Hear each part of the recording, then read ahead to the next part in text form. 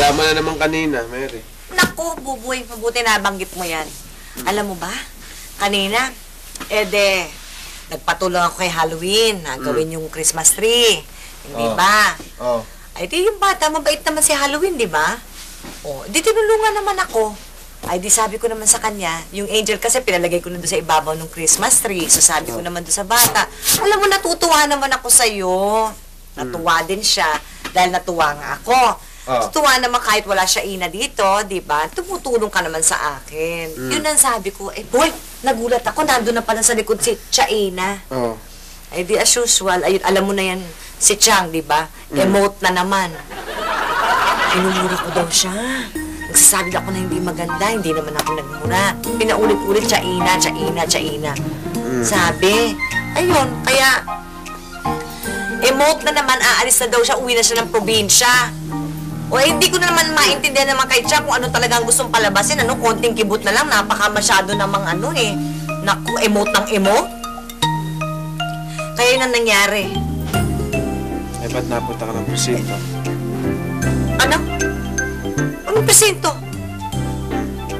Uy, Christmas tree ang pinag-uusapan natin at si Chaina. Anong presinto? Hello? Ka na magkaila. Sige, Buboy. Sino nagsabi sa'yo niyan? Sino pa? Di si Rocky. May maitatago ka bang? Oo nga. Hindi, napunta kasi, boy, alam mo, nagbayad doon sa catering. Yung nagbayad sa akin, fake yung perang ibinayad. Di ko naman napansin. Binayad ko din doon sa Tianggi, bumili kami ng mga damit, gano'n. Nakumpis ka nga yung mga pinamili ko, kaya ala din ako na uwi ka rin, nakumpis ka doon sa presinto. Kakaiba naman yung presinto nga puntahan ko, gumagalaw yung mga dingding. Oo. Yung mga dingding? Parang may maligno doon, no? Pero wala ka naman napansin. Yun nga lang yung mga painting, tsaka dingding nag-iiba. Hindi ko maintindihan. Boy, alam mo, sa dami ng nilakad namin mag-ina kanina, napakasakit ng likod ko. Massage mo naman ako, boy. Ano, please? Siyempre. Ayan. Dito? Oo, boy, salian. Paano ba gusto mong massage? Yung medyo dito. Paano yung hindi? Paano yung pisel? Boy, alam ko na yung style mo. Ako ang masahihin mo. Alam ko na yan. Sige na, boy. Kaya mo yan. Please. Hindi ko na makakalain naman kasi buboy na bayaran pa naman ang pekenis, di ba? Dito. Yes. Boy, parang iba na nangyayari. Oo nga, buboy. Nakakag-embrace na tayo.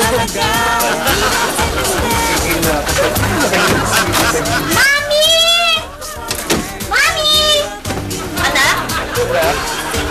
Ay, na pa namin hinihintay. Tapos na mag-toothbrush?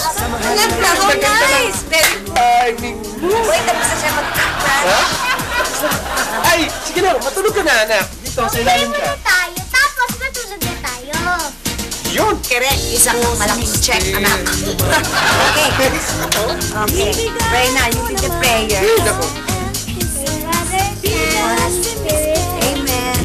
Jesus, thank you po sa mga food po namin.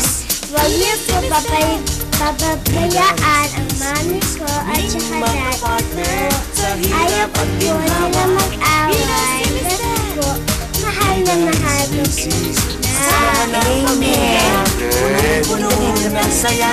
Bait-bait ng anak natin. Uy, di ba? Bait? Bait na. Tulog ka na kayo ni China. Kaya sabi ko, dito siya matutulog eh. Gusto mo dito o? Dito ka lang? Dito na lang daw, boy. Dito na lang, boy. Next Ayun nga time, sabi ko ha? eh. Tulog na.